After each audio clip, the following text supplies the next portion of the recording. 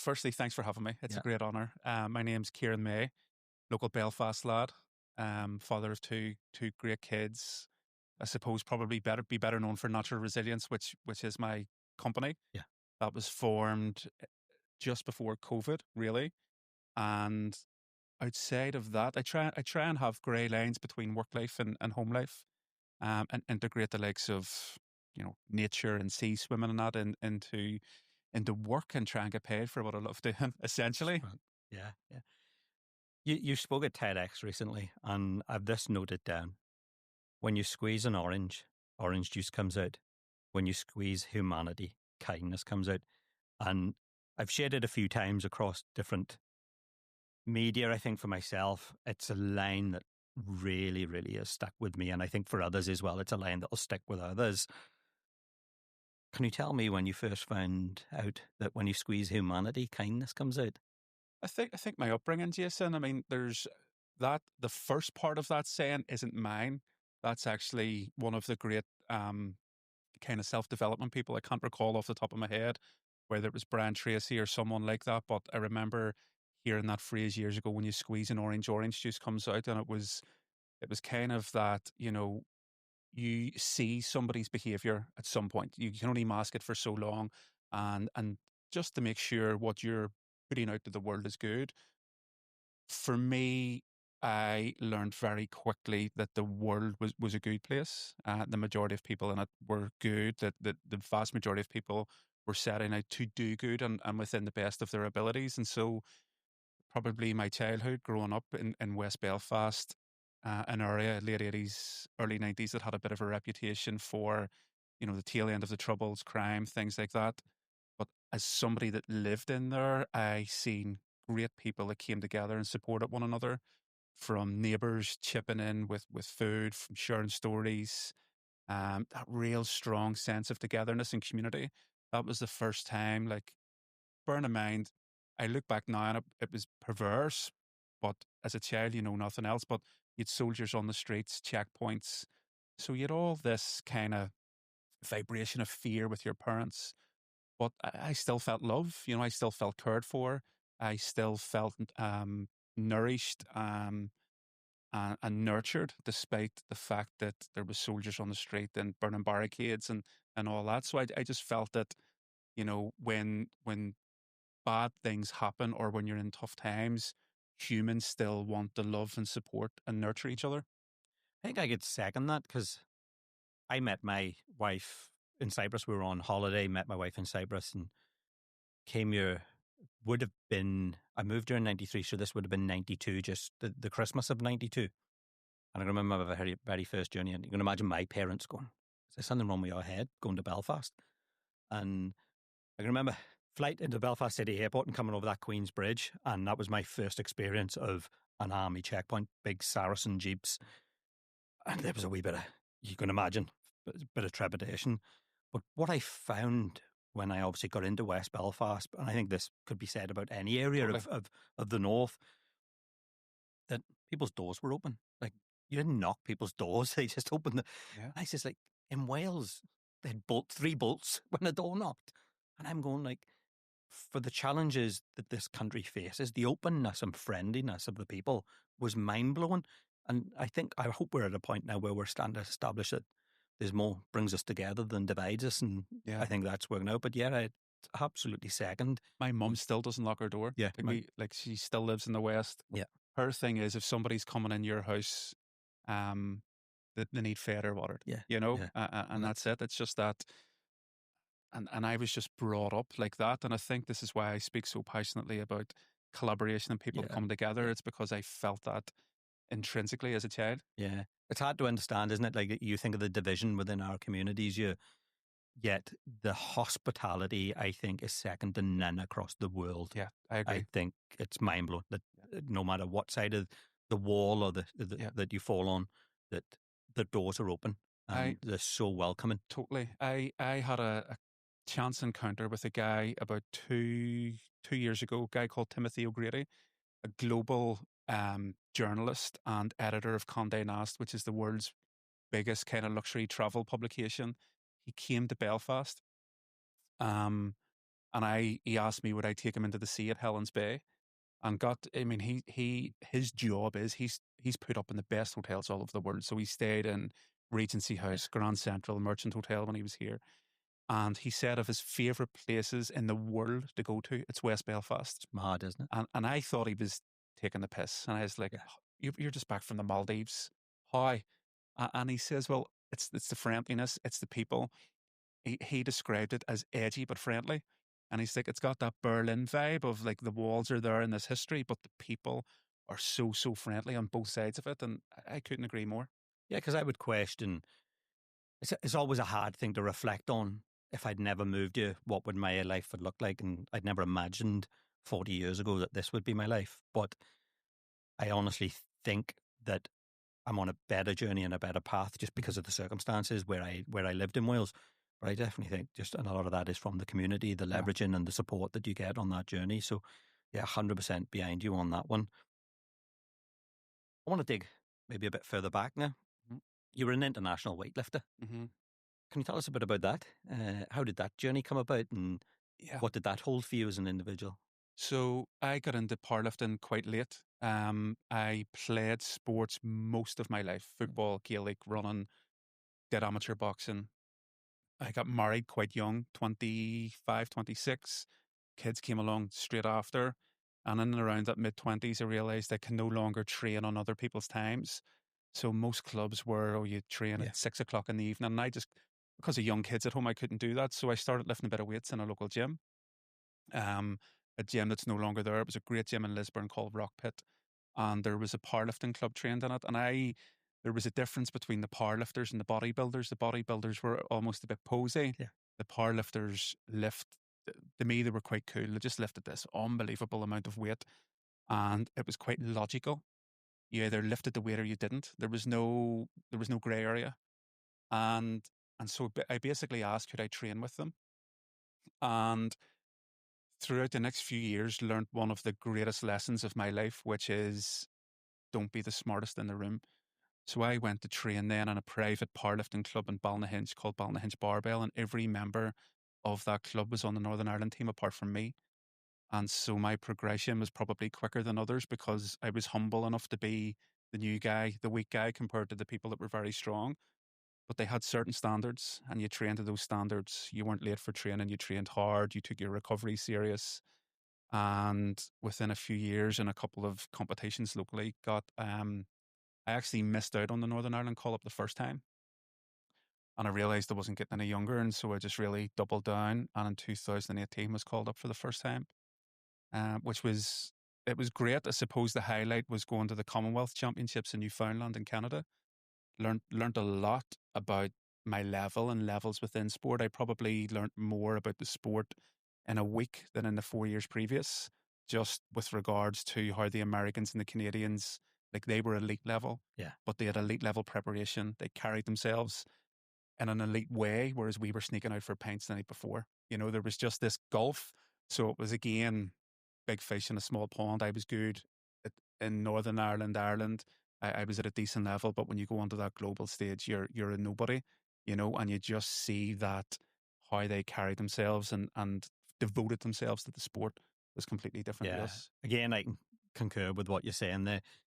I had the luxury of working behind the scenes of some very great performers. I was doing a lot of education programs and started based year, and I think the word academy was being banded. Everybody was forming sports academies, and it was being banded all over the place, these academies. And you sort of got this experience of it. And then I actually went over to England and started working some of the football academies and things like that were linked to the Premiership clubs and even right down through those league units. You know, I was lucky enough to work in Reading, Luton and stuff Wow. like that. And I had Steve Brown at Manchester United was one of the students on one of my courses. And when you know that Sir Alex Ferguson is naming somebody in his book that has been on one, it's an absolute pleasure to have had some contribution to that guy's career in some shape or form. But it was the difference in standard, the difference in mindset when you were coming back home and you were starting to realize that's not an academy you're building. Really, it's just another form. You're just given a youth setup, a different name. You need to go and see our academies are set up. And then I got involved with Irish table tennis and Northern Ireland table tennis, and that blew me away because these guys, I suppose, like weightlifted, didn't earn a penny. Didn't, there was no money in it, and the dedication and then I think that was at the point where I learned professionalism wasn't a pay packet; it was an attitude. Yeah. You know what I mean? That was a massive thing for me to learn. Powerlifting cost me money. Yeah, You know, even with the Commonwealths, like there was small grants, but I remember my wife cracking up about me going because I was having to put my own money towards it, and in her eyes, and rightly so, that money could have been better put towards the kids. But for me, it was I needed to do this. I trained hard for it, and I needed to kind of justify it.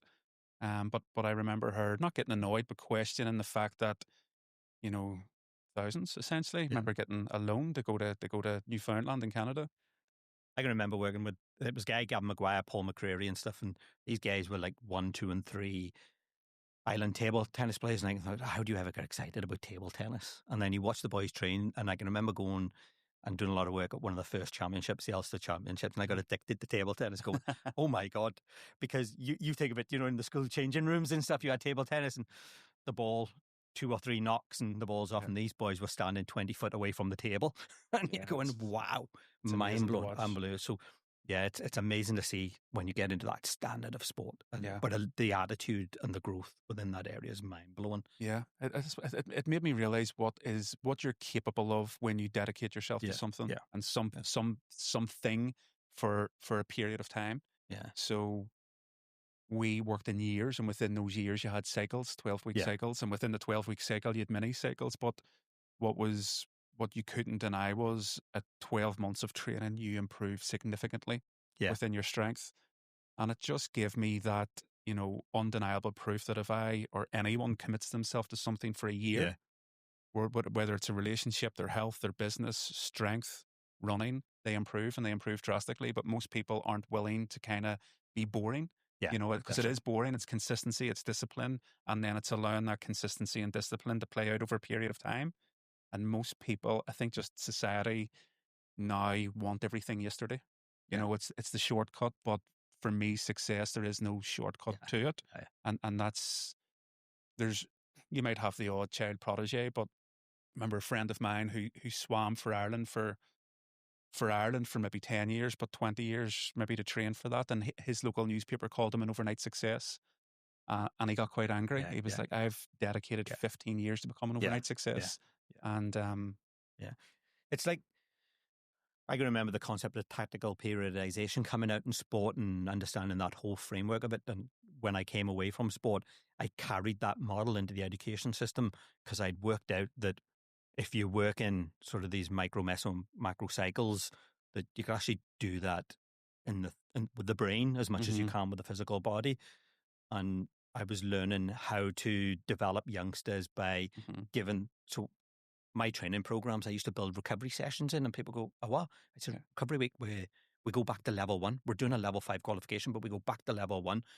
Let them enjoy success and then bring them back up levels. And we used to work in these my programs used to have these training blocks, as I called it. And it was very much around taking the outstanding element of sport and how you got people to peak at certain times of the year. Performance, it's whether I still bring that attitude into business and public speaking, and still within my diary look at push weeks and pull weeks that I push forward and I'm pushing hard, and I know that I'm human, so there's only so much you can push before tiring, and then it's filtering and kind of pulling back. And even after TEDx, it was perfect timing, but went on holiday, and I realized, because there's a intensity about TEDx as a speaker. There is. It's there's no other type of talk like it that I've experienced yet, and so you need to decompress. But I take that push and pull and actually highlight them different colors within my diary. And if I see too much kind of purple is just the way the MacBook works, that's my work, and blue is pulling back. And I kind of know just on a visual cue, okay, I need to put in some blue there. I'm pushing too hard, or if too much going on, I need to pull back. And it's very interesting you say that, because when you organise a TEDx, you're behind the scenes and people, who the speakers are, but even the intensity of trying to organise, because while you don't have the world watching, you've then promised so much Yeah. to the speakers, Yeah. to the audience, that I near felt physically sick that morning in Mm, the room, because I just felt, I have to show up now. yeah. This is, I have to show up for these speakers. I have to show up, and like that, like you say, I could just imagine what it's like on that stage. Yeah. I haven't had the pleasure of that, but Yeah. creating that space, and I knew the intensity of creating the event, and I was just thinking, like, when you have people like Cal Frampton saying to you, I'm literally shiting myself. Yeah, I But sat beside him that day, and I was nervous too. And what gave me comfort was the fact that a two-weight world champion, yeah, one of the hardest people to come out yeah, of Belfast, was yeah, admittedly nervous. I went, okay, yeah. I'm okay to be nervous Yeah, here. I think everybody was, and Yeah, that's, but that's the authenticity of it, isn't it? yeah, It's lovely to see that people have that in the bottom of their stomachs to yeah. bring something. Because I don't think it was so much about the nerves. I think it's more about doing justice to themselves on that red dot. Totally. I think TEDx. Like this is the thing. My full time job is to speak now, Yeah, but I was still there. There is an intensity about it, yeah, and it's because with TEDx, it's about an idea. It's not about you. yeah. That's It's right. not about Ciaran May. It's about Ciaran May's idea or Ciaran May's philosophy, and you care deeply about Yeah, that, and so you want to present it in a way that does the idea yeah, justice. yeah, But there's that overarching, like, I want to do this idea yeah, justice, and then there's little things that only TEDx provides, like, standing just on that yeah, famous red yeah, dot. Like, that in itself is a bit of pressure yeah, when you think of the people that stood there before you. There's the fact that it's gone out to the masses and you want it to do good. And then it's also the intensity for me is, if I go in and speak to a company, I like to connect with them, and it's interactive, and you're layering that yeah, energy on and you're playing with it. Whereas with TEDx, it feels quite clinical, but yeah, it's not. It's warm and it's yeah, welcoming, and people want you to do yeah, good. But I think because the audience can't really interact with yeah, you, and you can't really interact with them, that it adds to it. But it was a phenomenal experience and feedback for you. Like, I suppose as a speaker, everything was just seamless and went smooth. And thank I'm you. a fan of the concept and have been following it for years, and have attended TEDx talks in Northern Ireland and in the south of Ireland, and have then looked at the footage produced after. And I think yours was head and shoulders above all of them. I went to some and felt lucky to witness the particular talk that I'll not name, and then, went on to watch it on YouTube a couple of months later, and the sound quality and that wasn't great. And remember thinking, actually, sure, the speaker is kicking himself about that, because that's his opportunity to put like a digital business card out to the world. Yeah, I think for me, as taking on that responsibility, I take it on with the weight of that. Hmm. It's I'd see it as, I'm trying to produce. I want to be the TED of TEDx's, if you know what Hmm. I mean. I want to create that space that people want to speak on my TEDx stage, and Hmm. that's something that I'm passionate about. But whenever I'm sitting down and looking at that, the one thing I say is, I can't pay these people. I know what goes in. I speak myself, and I know what goes into prep and the dedication that goes into that. And I would say that's tenfold whenever it's a TED. Hmm. And I'm looking at that, I said, the only thing I can give these people is good quality. That's all I can do, is give them a quality cut at the end of this, that they are proud of that footage. And Yeah. that's why we engaged a very high quality production company, made sure that was there, took that responsibility, not taking responsibility from us, but putting good people in the Hmm. right places.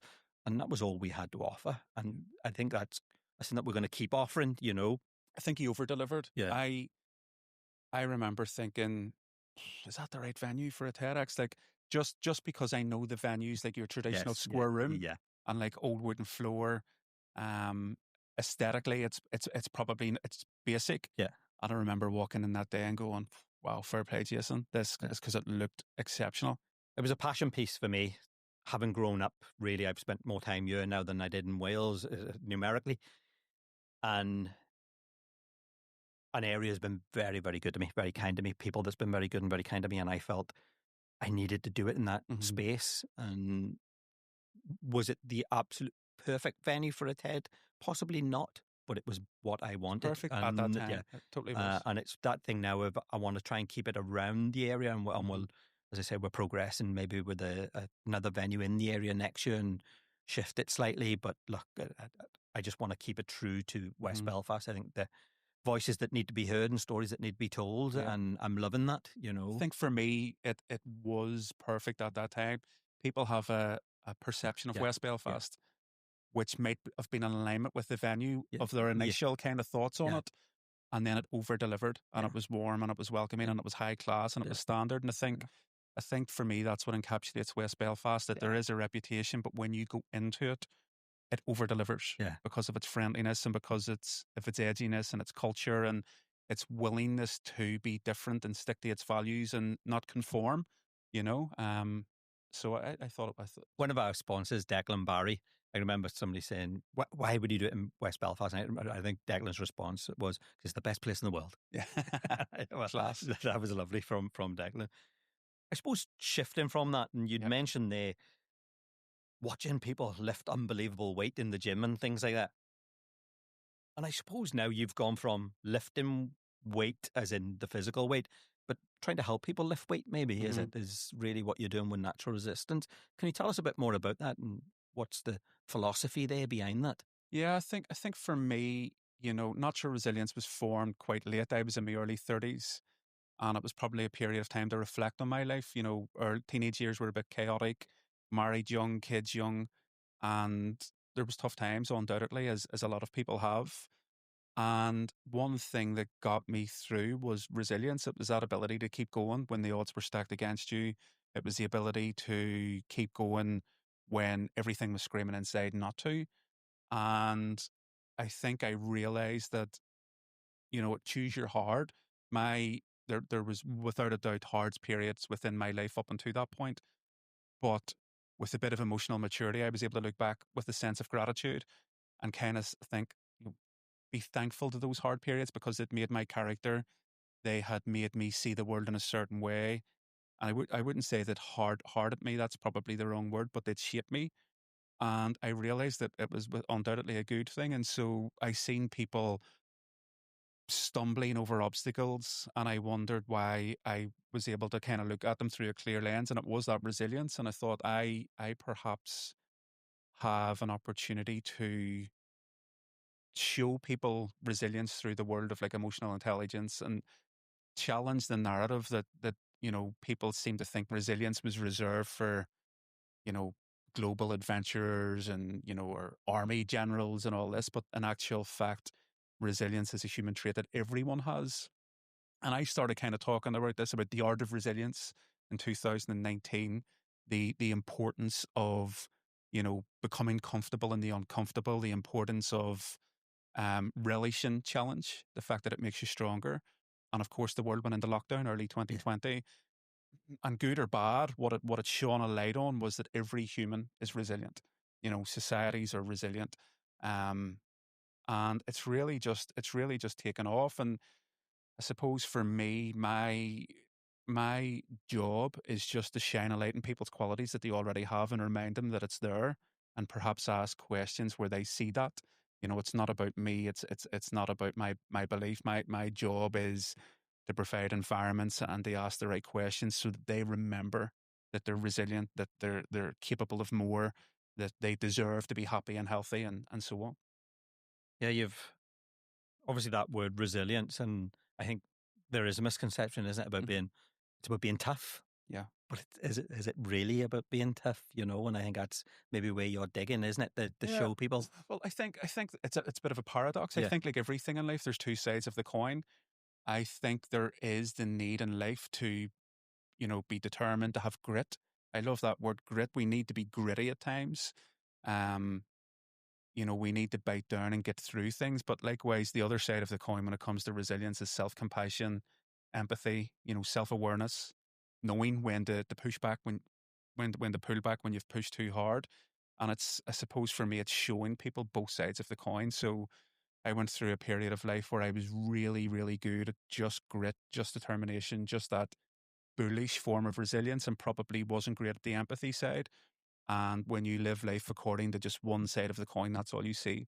And for me, it's just about showing people the holistic picture, which is both sides of the coin. And you shouldn't have to feel guilty about taking a day off. You shouldn't be going home to your wife and kids or husband or whatever it is, um, completely stressed to the Yeah. rafters, because the other side of resilience is perhaps having an uncomfortable conversation to say, I need a break, or I need to take hours off here for me.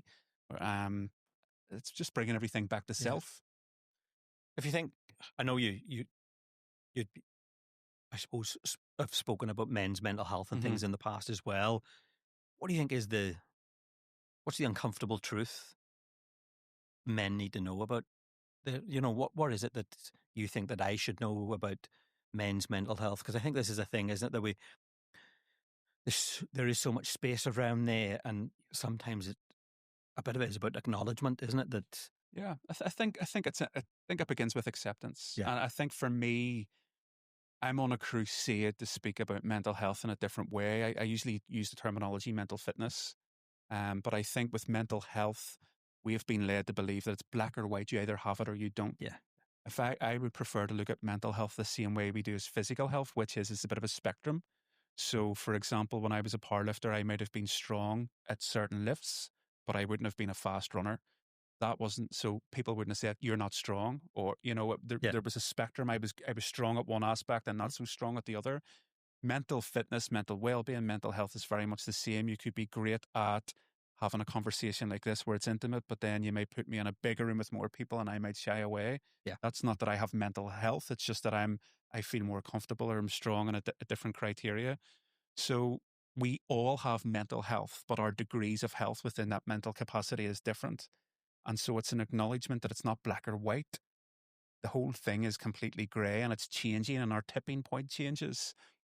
And therein lies the problem because men, I think, in Belfast have been, or not just Belfast, a lot of places throughout the island of Ireland, a lot of working class places all over the world, men have been conditioned to see that if you are not strong all the time, it's a weakness. yeah, And that weakness will be preyed upon to the point where we would see it as a weakness to say to a wife or to say as a friend, I'm struggling or I need help or I don't understand that.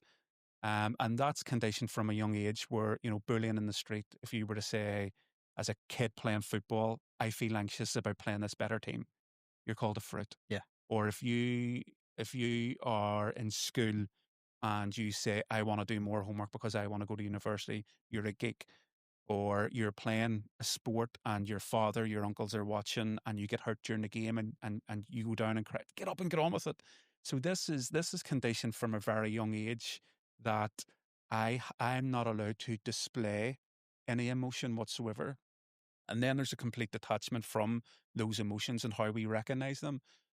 And I can only give my own, I suppose, words on how this played out for me, but I was very much brought up like this isn't a slander to my dad. Like he grew up in tough times in Turf Lodge in West Belfast, the early 70s. I mean, I grew up in the tail end of the Troubles. He grew up in the midst of it. And, it was that probably emotionally unavailable through no fault of his own. But you were I didn't really know what emotions were. I was, and many boys around that area, you didn't cry. You don't cry. Crying was the biggest form of weakness, but you didn't know how to name your emotions either. So I remember like my teenage years walking about almost looking, where's the nearest bin? Because constantly felt what I thought was sick.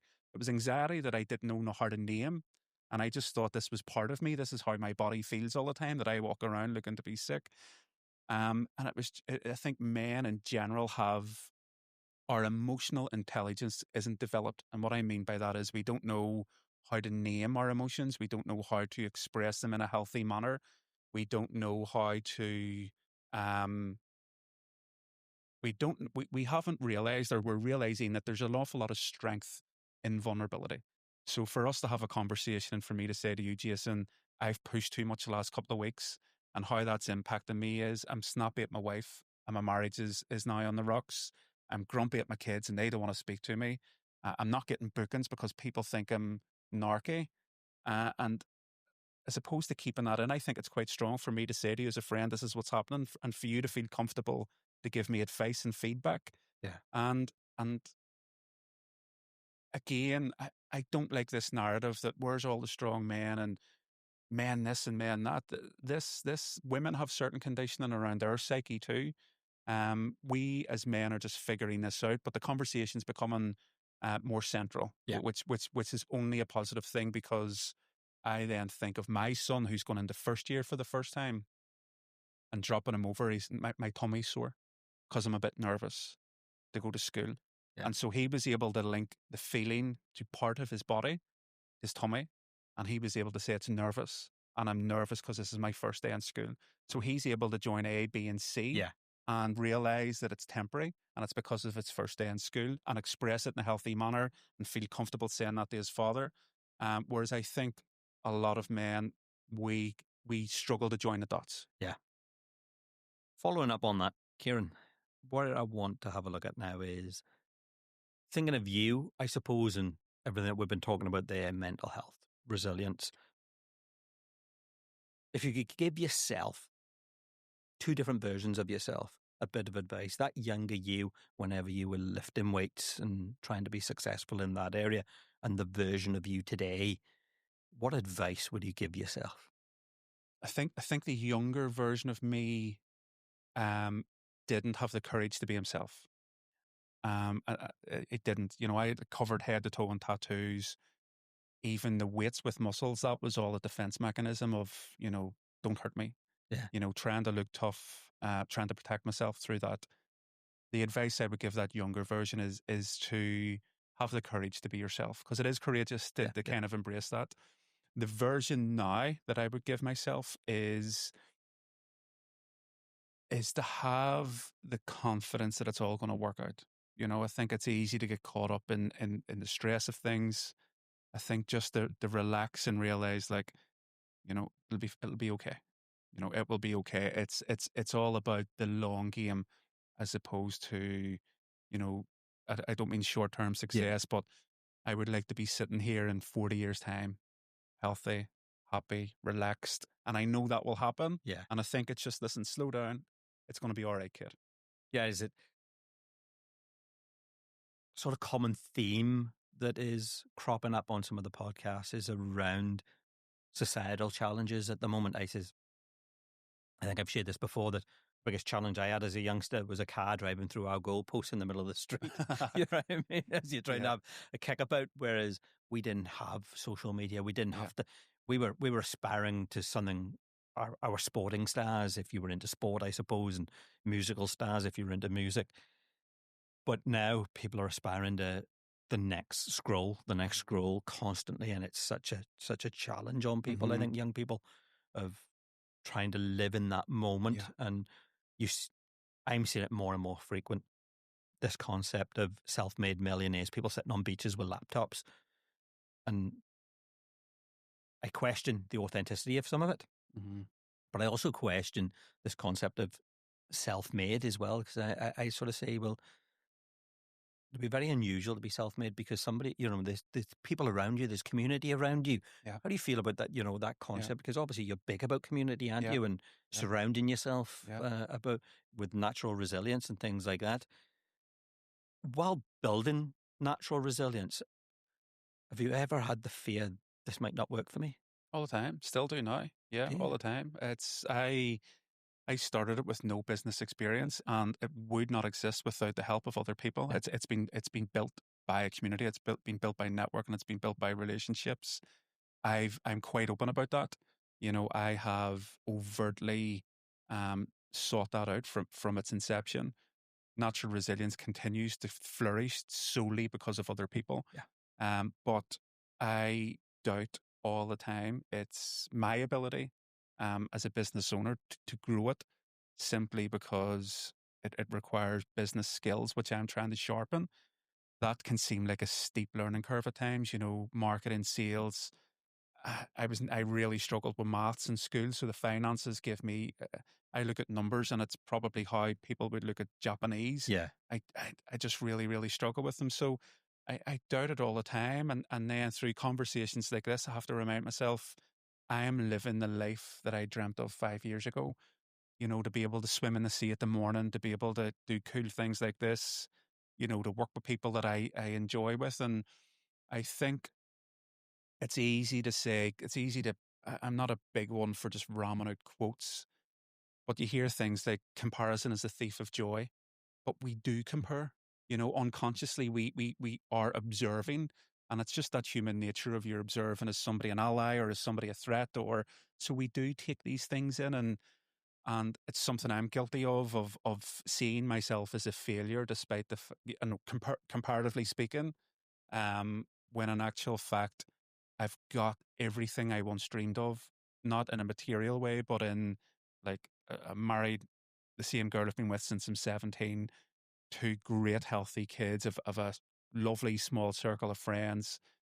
Um, I I prayed for that at one point in my life. Yeah, I think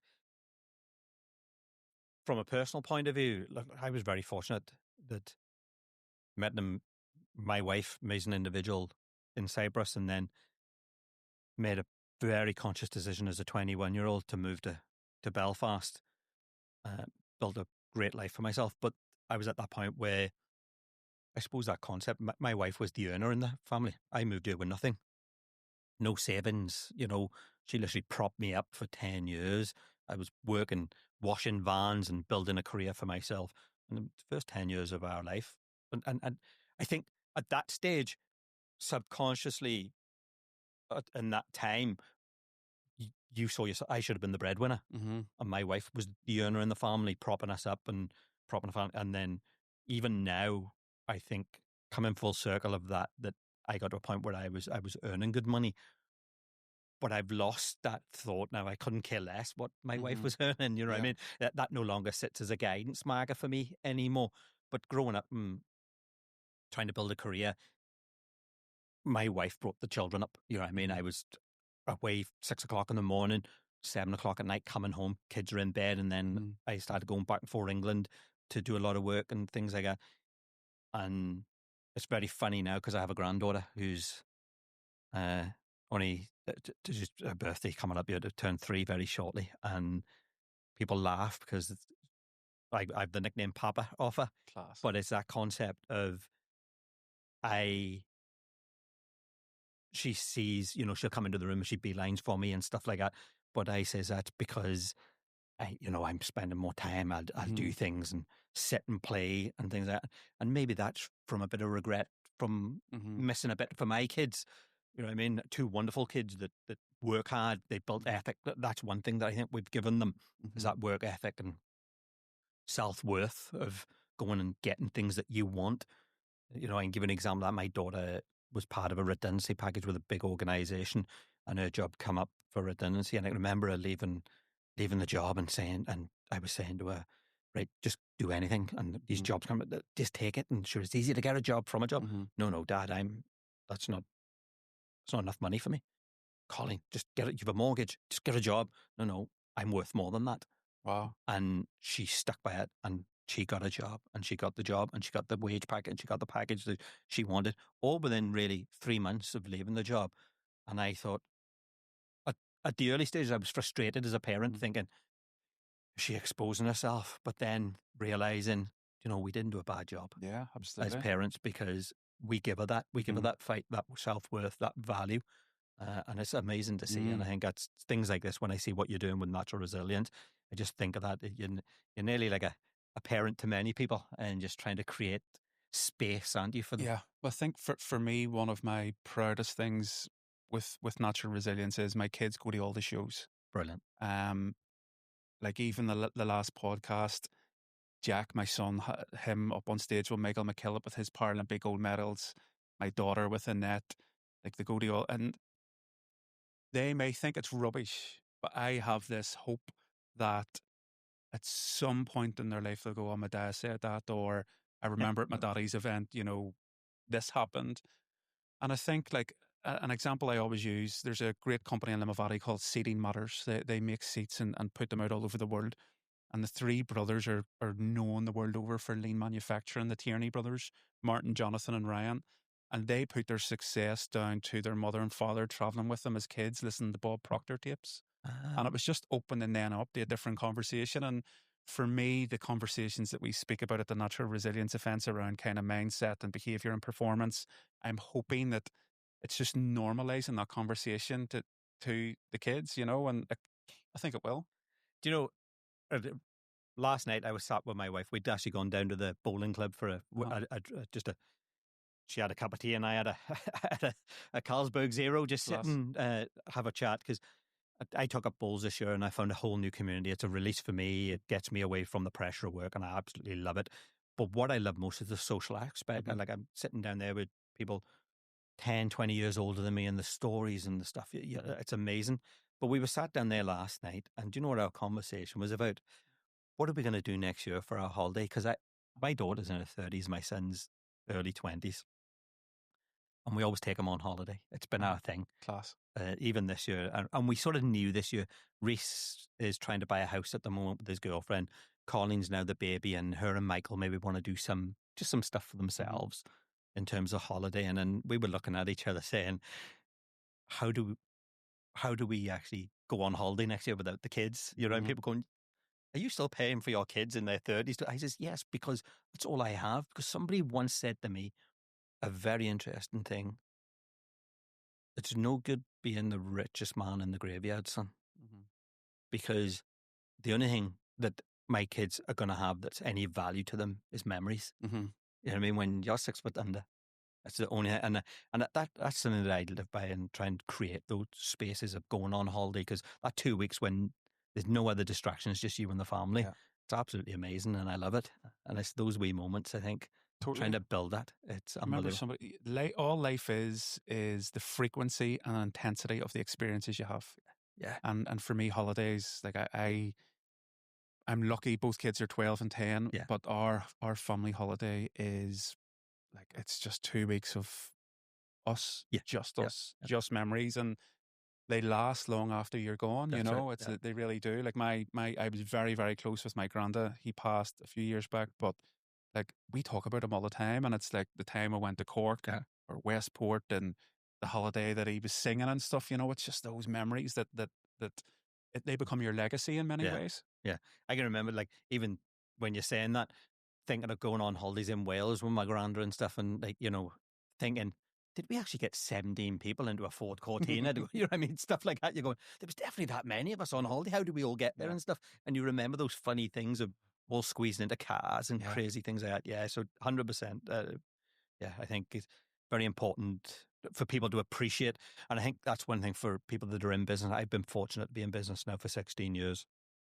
And there's elements that I'm not a regretful person. I sort of learn from it. Everything's feedback.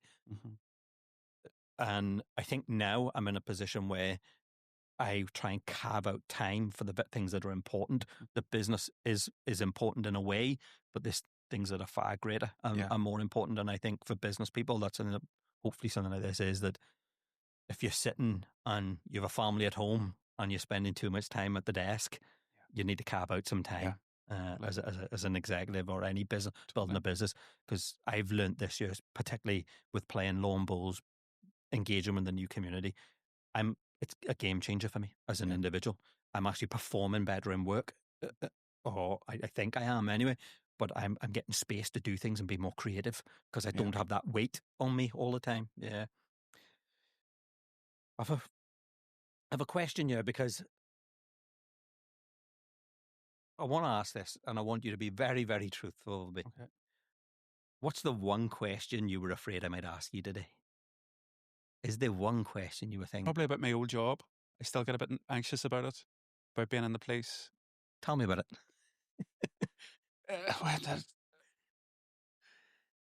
I joined, obviously, well, you know, West Belfast. It's not the done 100%. thing. Yeah. You know, it's not the done thing. For me, I went to a grammar school, was doing well in school. My mum and dad split up when I was about 15, 16. I was the oldest of four. I mean, I think when you're a child, you never assume that your mummy and daddy will break up. Of course, it was the right decision for both of them, but I left school soon after to become man of the house. So I kind of felt as if I threw my education away and went to work as a labourer in building sites, fish out of water. And I felt not that I only cut my education short, but cut my childhood short, and worked in building sites. Again, you don't really know any different. But I remember sitting vividly on a building site in Derry. It was the Alton McGalvin Hospital was getting built. I was labouring for a local guy. He was a floor layer at latex flooring. So my job, when we worked 7 to 7, it was carrying the big bags of latex, which is like cement. It was mixing it. It's a dirty job. It was a tough job. Carrying that down the corridors. I done the door when I got back at the weekend just for an extra bit of cash. I remember thinking like, this is me for the rest of my life. This is it. There's a cap to it. I mean, what was it paid? 200, yeah, 250 quid a week or something. You get rained off. Now the floor layout was different because it was indoors. And I remember reading the Irish News in a building site canteen, and it was my dream job. It was like, it's not office based. There's room for promotion. Every day is different. Pension, courses. And I was like, fuck, what is it? What is it? Was it PSNI? And I went, I can't. I can't do that. I'm from West Belfast. And then I kind of was arguing with myself over the days, but I've no criminal record. I do have my maths and English GCSE. That's all you needed at that point. And then I remember getting quite angry, and I was like, well, if that job was in any other country in the world, like everyone would be encouraging me to do it. Like this young fella that, has aspirations, his education got cut short. This is, of course, the perfect stepping stone for him. And I was like, okay, I'm not going to allow people to dictate how I live the rest of my life. It was probably the first time that I made a really courageous decision by myself and backed myself, and was I knew there was going to be consequences, and I was willing to approach them as they came. So I applied for the police. Nobody really knew, like my mum and my wife and her mum and dad, and went and done it wasn't an interview, it was a role play. I've always been a people person. Sailed through the role play, sailed through the aptitude test, and got offered it. And I was like, but now I have to do it because that was my thing. If it's meant to be, it won't pass me. And so I joined in October 2008 and went to their policing college on a Sunday in October 2008. And back then it was still quite militaristic. Like we had to put all our uniform on. We were doing press ups on the like the drill square with like a drill sergeant walking up and down, like telling you up, down. You were doing press ups. And I remember that night, the Sunday night, you had to bull your boots. And I was bulling my boots looking over out into Belfast. Like 22, I was a kid. I'd been in Ibiza partying that summer.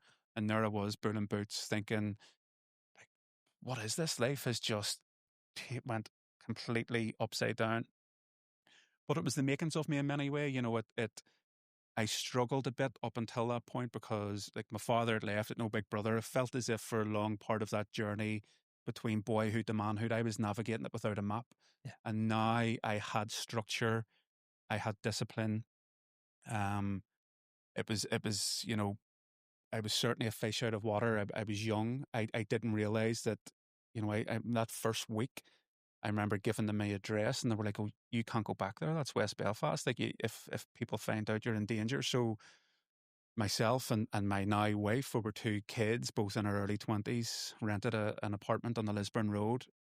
We were, I don't like using the word poor, but I didn't have a car, couldn't afford that. And so I cycled from the Lisburn Road in Belfast to Newtownards, which was my first station, every day until I got the lessons and I could afford my first car. And it was just, I still think back of that boy, that child, really cycling on a bike to Newtownards with a packed lunch and a gun and a backpack. Away he went. And it was a great journey. It was tough at times, with death threats. You're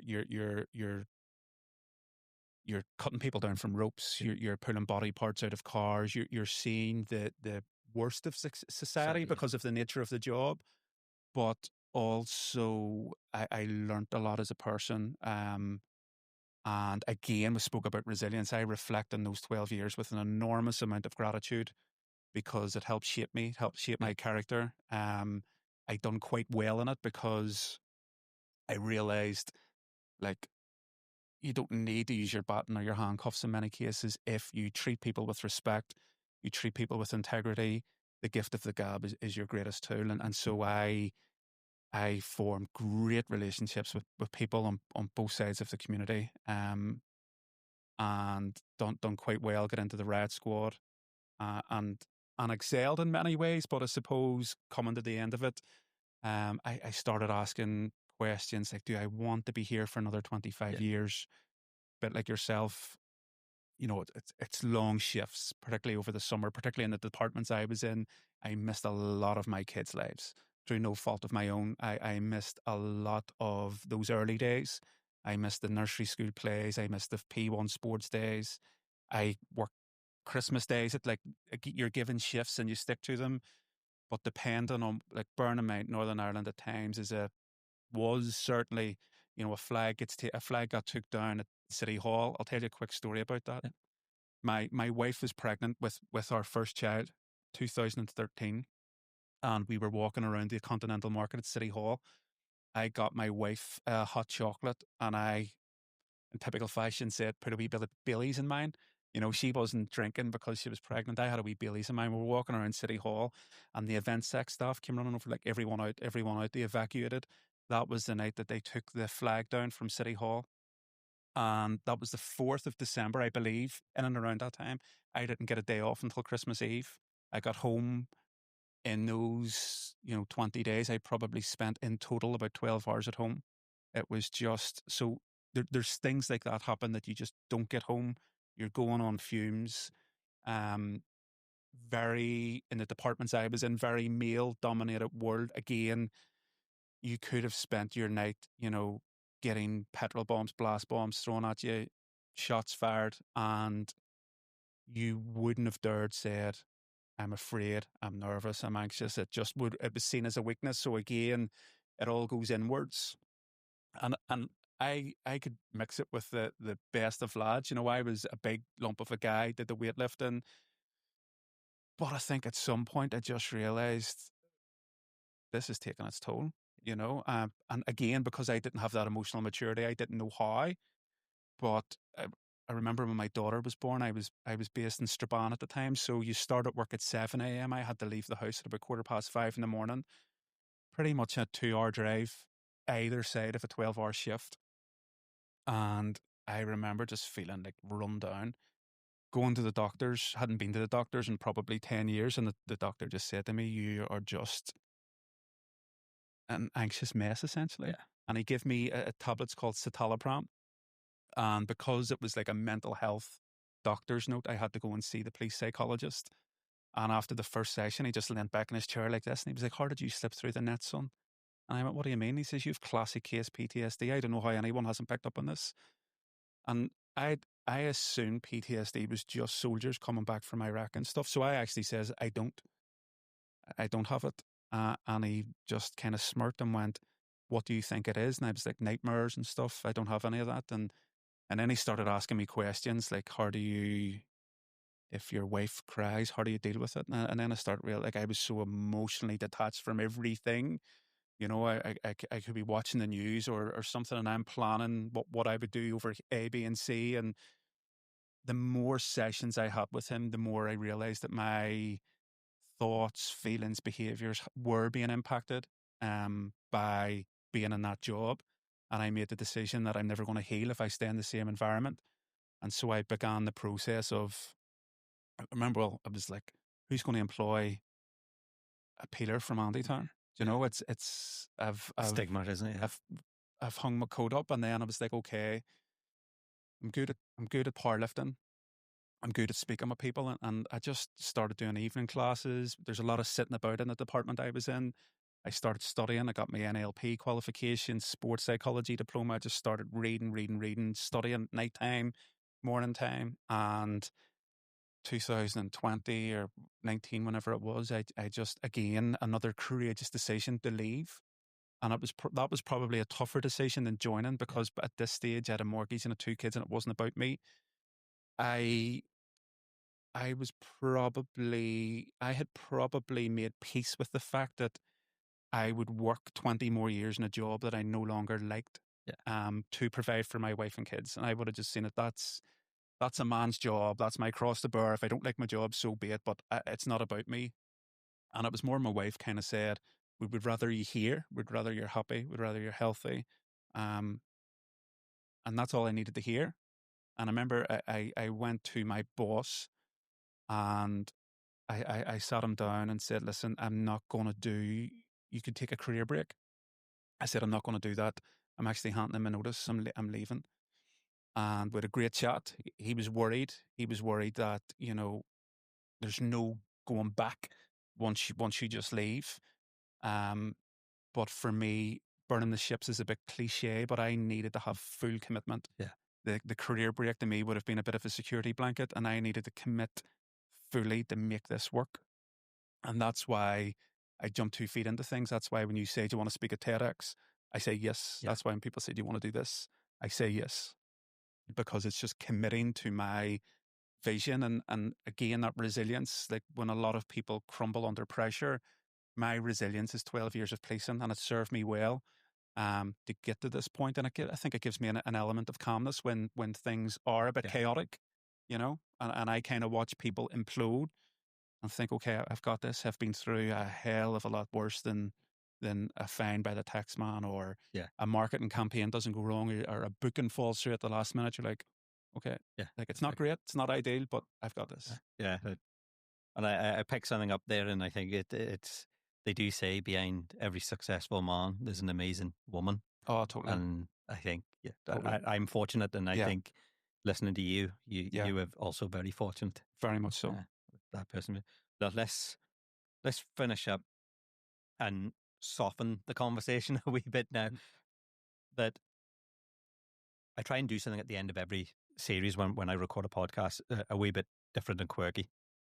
And we've created one this year I'm calling it the Emily question, because Emily was our first guest on this.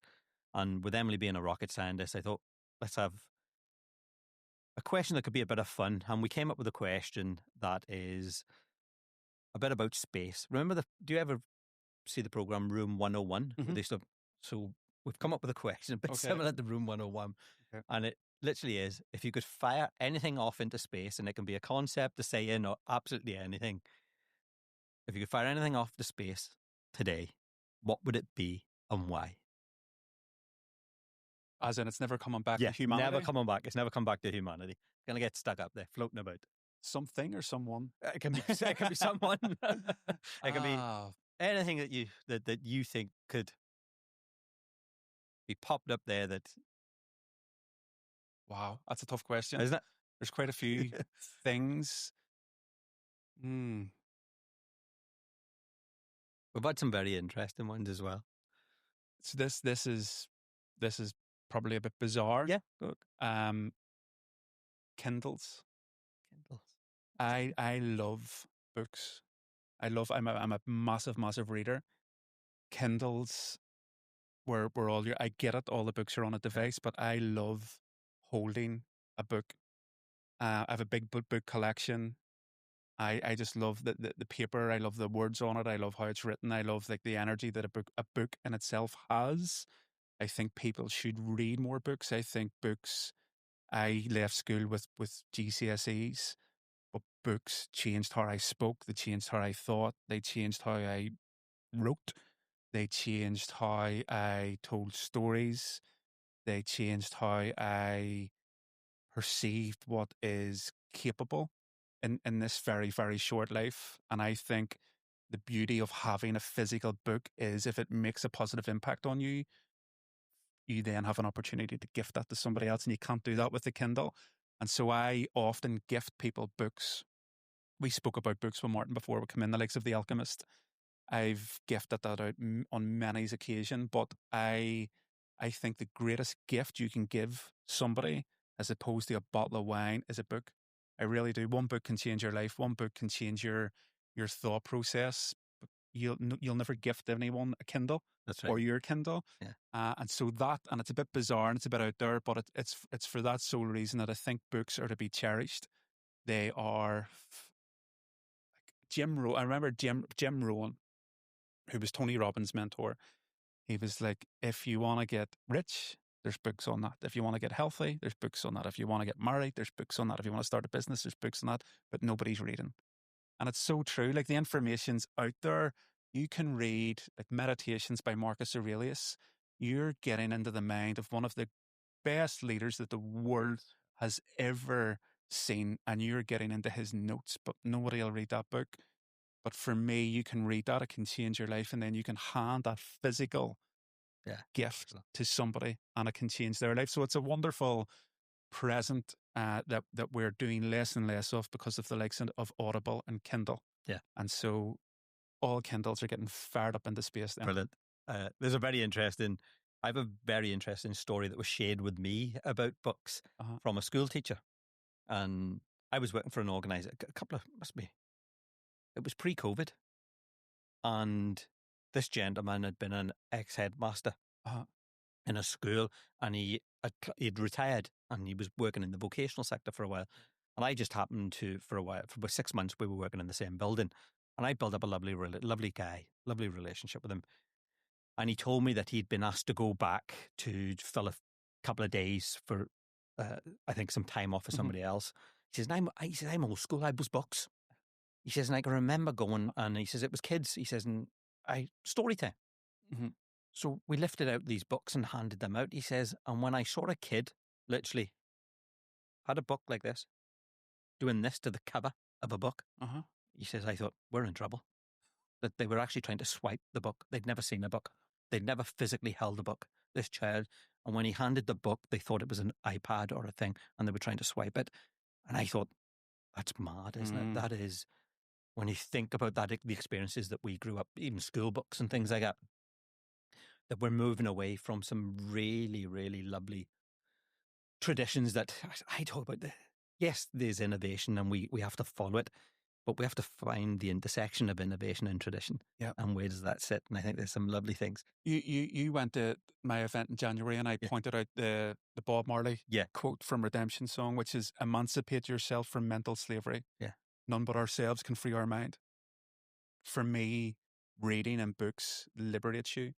So we all watch the same shows, the same magazines, the same tabloid newspapers, the same advertisements on the radio, the same Facebook ads. Like, we're all seeing the same crap. Yeah. And a book is in itself detaching from all that. And because people say you get lost in a book, Alice in Wonderland, like, you go down the rabbit hole with certain books. My kids, like, little children's novels and stuff, but the fact that they are sitting with a physical book and it's not forced on them, you know, and their books are fun, but I just think you can liberate yourself. You can educate yourself. You can literally, you can change your income significantly by reading more books, you know, and you just educate yourself. Like, at the minute, I'm trying to learn about finances because it's an area I'm extremely weak in. My financial IQ's below average. I struggle with numbers. So trying to learn the basics. But that's the thing. There's books out there to teach you on everything, but people won't read them. Yeah, like the granddaughter, that's something that we live with the granddaughter. She loves books, absolutely loves them. And I think there's evenings she'll bring a book to me and I'll end up having to read it 5, 6, 7 times. And again, Papa, and you're going, but like, I just love that concept that she's that tangible thing of a book. And one thing I would say, her vocabulary, thinking, the fact now that she'll sit over in the corner and start repeating the book without it physically there with her, the learning, it's unbelievable, isn't it? Yeah. Well, Jordan Peterson says that, you know, the reason he's so eloquent is because he reads and writes so much.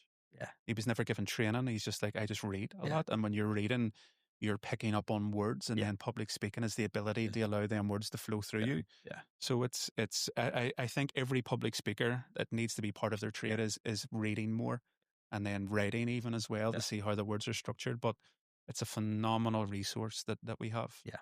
It really is. Yeah. Well, Ciaran, thank you so much. Cheers, mate. Thanks for having me. It's been an absolute pleasure. I've really enjoyed that conversation. That. And good luck with everything with the natural resilience. Like, I'm following your space, and obviously you're doing amazing stuff there. And thank you for the help as well. I think a lot of people don't realise they're at TEDx, you know, you're supporting, you're always giving a bit of advice, supporting us on that and creating great connections for us with venues and things like that. So I really, really appreciate that as well. So thank you very much for the time this morning. Thank you. Thank you, mate.